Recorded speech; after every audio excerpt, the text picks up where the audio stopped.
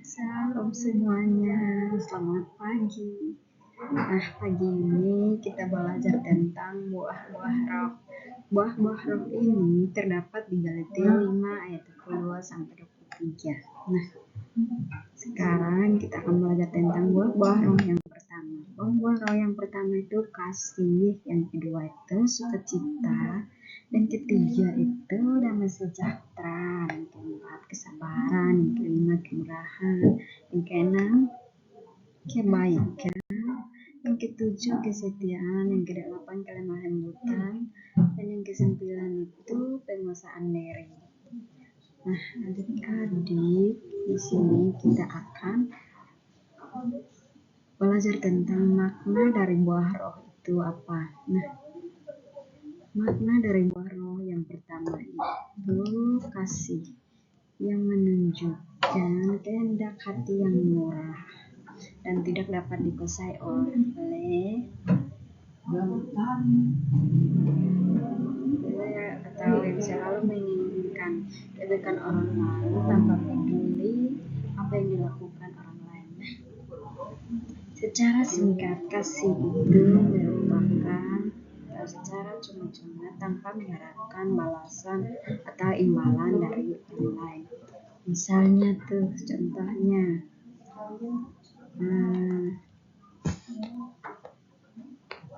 membantu seseorang tetangga yang sedang sakit dengan membawa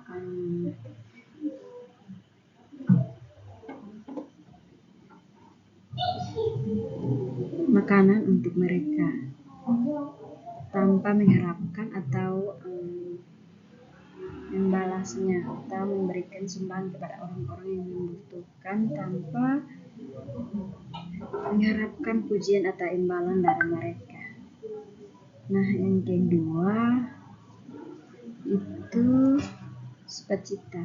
Sukacita ini merupakan rahmat dari Allah atau Tuhan, bukan sekedar kebahagiaan kita atau manusia yang bersifat sementara. Sukacita sejati merupakan ekspresi roh yang berkembang meskipun pada waktu kita mengalami kesulitan atau kesusahan.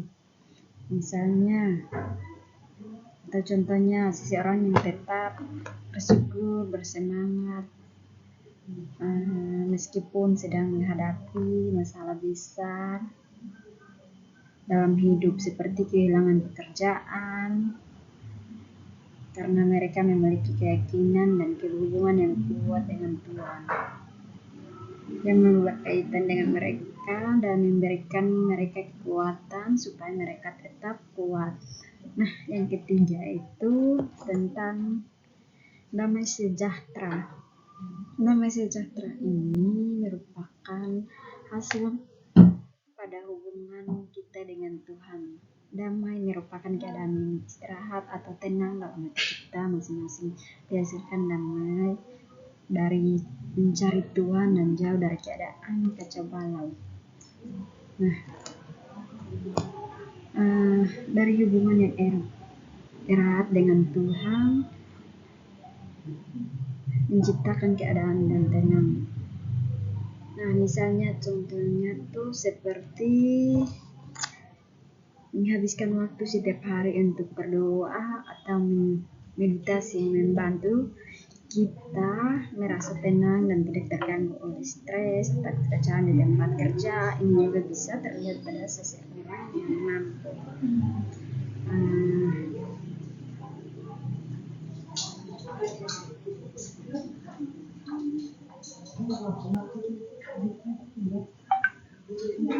tetap tenang pada tempat, tidak mudah marah dalam situasi yang penuh tekanan.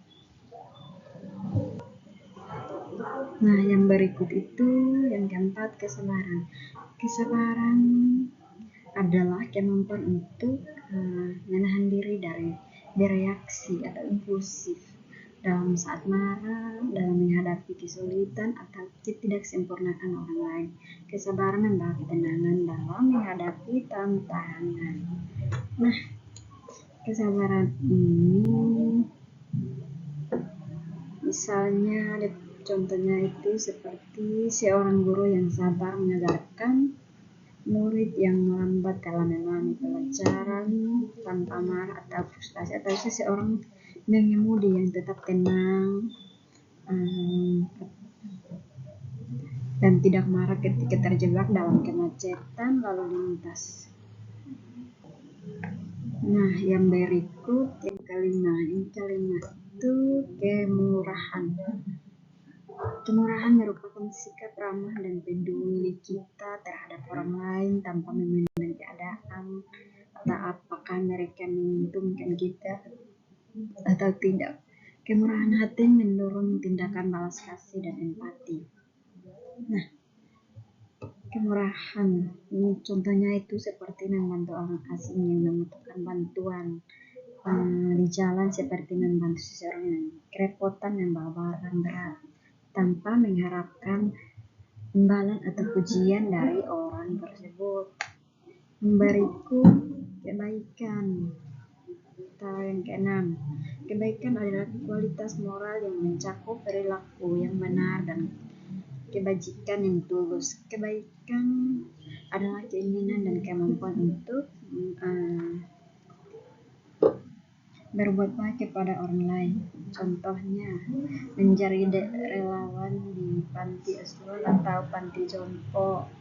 Nah, di situ kita dapat memberikan bantuan dan perhatian kepada mereka yang membutuhkan semata-mata untuk kebaikan mereka.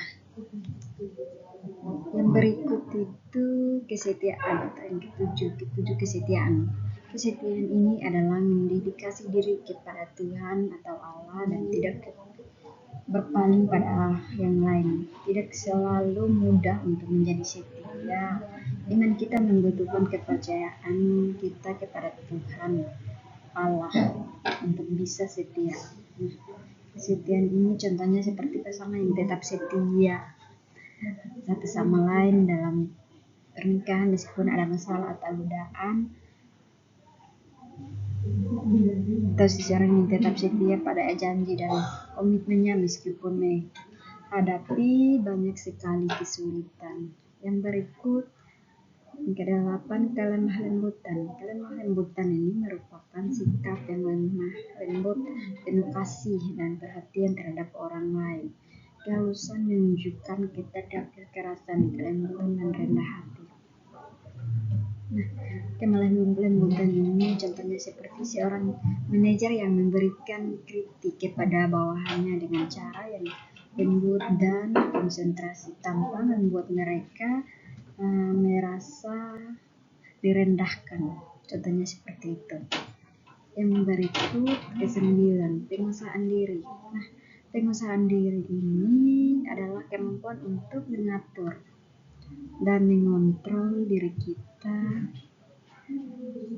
untuk jangan jatuh atau dorongan, keinginan dan emosi yang mungkin merugikan diri sendiri atau orang lain, dan melibatkan kesadaran dan kekuatan untuk bertindak sesuai dengan nilai-nilai yang kita kehendaki. Nah, contoh penguasaan diri itu misalnya menahan diri untuk tidak mengonsumsi makanan yang tidak sehat,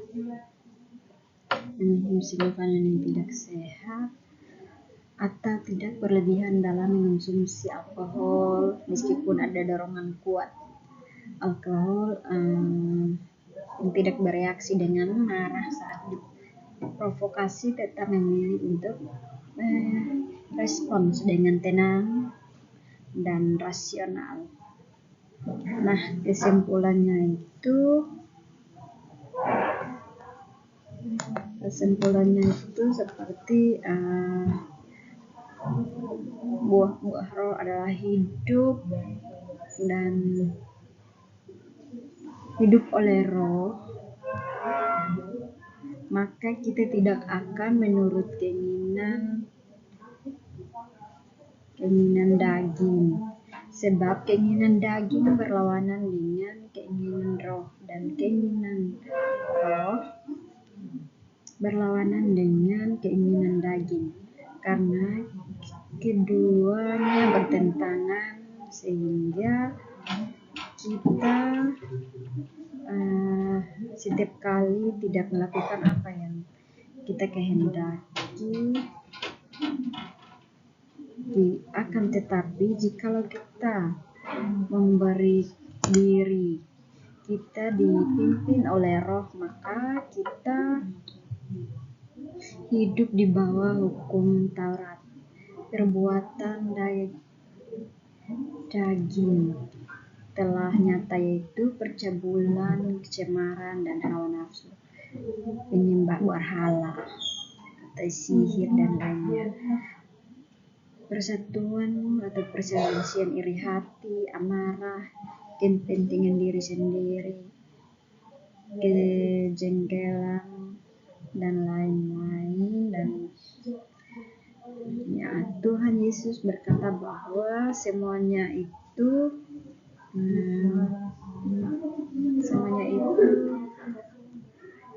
ku peringatkan kamu seperti